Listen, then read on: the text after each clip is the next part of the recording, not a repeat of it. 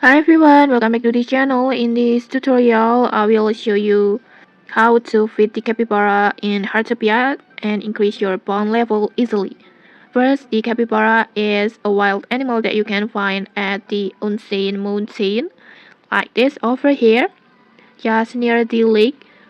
And then, before feeding it, the timing is important. The capybara prefers rainy weather or rainbow weather, so try to visit during those conditions.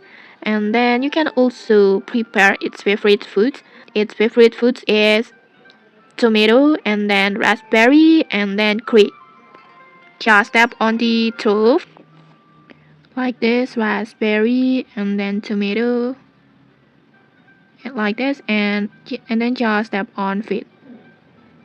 And then just repeat this daily whenever possible.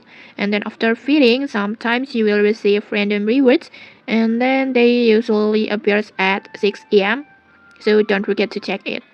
And okay, maybe that's it. Just follow these steps and your capybara bone level will increase much quicker. Okay, if you found this helpful, don't forget to like, comment, and subscribe for more tutorials. Thanks for watching and see you.